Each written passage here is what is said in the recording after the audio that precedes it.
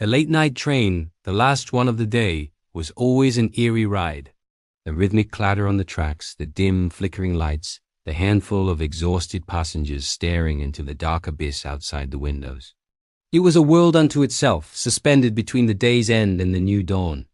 I was a regular on this route, commuting home after my late shift at a downtown restaurant. But one Tuesday night, the familiar rhythm was broken. The train, which usually rumbled on without interruption for a good 45 minutes after leaving the central station, screeched to an unexpected halt. The automated announcement system, usually so crisp and clear, crackled to life with a garbled, distorted voice. It announced a station name I'd never heard before, arriving at Whisper Creek. I looked around. The other passengers seemed just as confused. A young woman across the aisle leaned towards the window, her breath fogging the glass. Whisper Creek? That's not on the map, she murmured to her companion. Outside there was nothing. No platform, no lights, just an impenetrable wall of darkness. The doors hissed open, revealing a void that seemed to swallow the dim light from our carriage. A cold, damp wind, smelling of wet earth and something vaguely metallic, drifted in.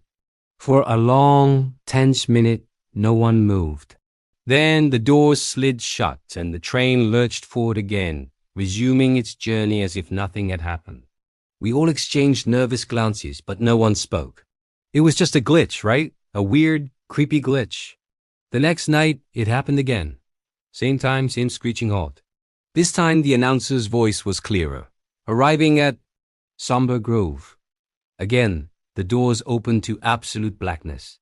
This time I could make out the faint silhouette of skeletal trees against a starless sky. A sense of unease, cold and sharp, pricked at the back of my neck. This wasn't a glitch. This was something else. I started taking an earlier train, but my morbid curiosity was a powerful force. After a week, I had to know what was going on. I went back to the late-night run. I decided to document it. I sat by the window, my phone ready to record. The train slowed. Arriving at the Weeping Willow, the doors hissed open. This time there was a platform. A rickety wooden thing, overgrown with moss and decay. A single gas-powered lamp flickered weakly, casting long dancing shadows. Under the lamp stood a solitary figure, its back to us. It was tall and unnaturally thin, wearing what looked like an old-fashioned train conductor's uniform. As if sensing my gaze, it began to turn its head, a slow, creaking motion that seemed to defy biology. I couldn't see its face, just a pale oval in the gloom, but I felt a wave of pure terror wash over me. I quickly ducked down, my heart hammering against my ribs. I wasn't the only one who saw it. A man across the carriage gasped, his face pale. The doors closed and we sped away from the spectral station. The atmosphere in the carriage was thick with fear. People were whispering, pointing at their phones. They had seen it too. It was real. The next day, the online community forums for our city's transit system were buzzing. People shared blurry photos and shaky videos. They all told the same story: non-existent stations, ghostly figures, and a feeling of profound dread. The transit authority issued a statement. They called it a minor but persistent signaling error and blamed it on outdated software. They assured the public that technicians were working on it. But we, the passengers of that last train, knew it wasn't a software bug. How could a glitch build a wooden platform and light a gas lamp? How could it create a figure that felt so malevolently real? I became obsessed. Every night I took the train, my phone recording, my nerves frayed. The stations kept coming. Each one was different, yet shared the same aura of decay and sorrow. Blackwood Crossing, a station that looked like it had been ravaged by fire. Silent Hollow, where the air was so still and quiet it felt like the entire world was holding its breath. And at each station figures would appear. Sometimes just one, sometimes a small crowd of them, standing silently on the phantom platforms. They were always dressed in old-fashioned clothes, their faces either obscured by shadow or disturbingly blank. They never tried to board, they just watched.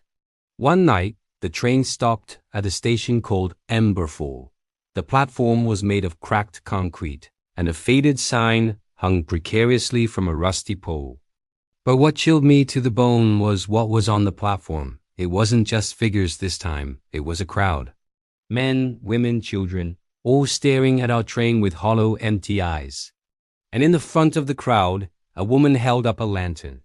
In its light, I could see her face clearly. Her expression was one of infinite sadness, of a longing so deep it was almost physical. And then I saw something else. On the faded station sign, below the name Emberfall, was a date. October 27th, 1958. A quick search on my phone sent a jolt through my entire body. On that exact date, a passenger train on this very line had derailed, a catastrophic accident. It had happened late at night in a storm. The train had plunged into a ravine not far from here. There were no survivors. The news report called the crash site a scene of utter devastation.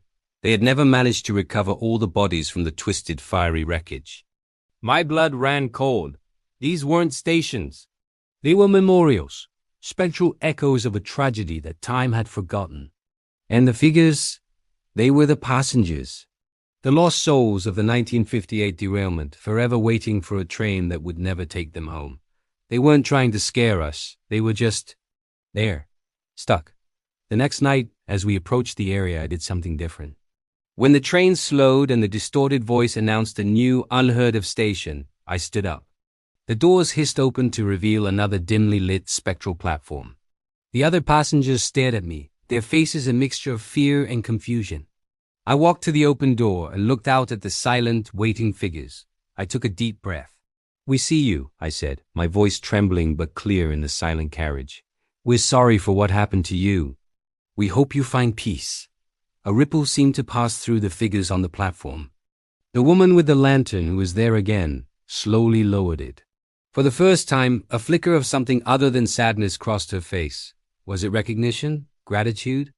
I couldn't be sure. The doors slid shut. The train moved on. And that was the last time. The next night, and every night since, the last train has run its route uninterrupted. The phantom stations are gone. The ghostly passengers have vanished. The transit authority claimed their technicians had finally fixed the glitch. But I know the truth. We all do. Those of us who rode the late-night train. It wasn't a glitch that was fixed. It was a wound that was acknowledged. A quiet tragedy that was finally seen. Sometimes all the lost souls in the world want is for someone to stop, to look, and to remember. And maybe, just maybe, that's enough to let them finally complete their journey. Thanks for watching. If you have any unexplained stories of your own, share them in the comments below. And don't forget to like and subscribe for more strange tales from the hidden corners of our world. Stay safe out there.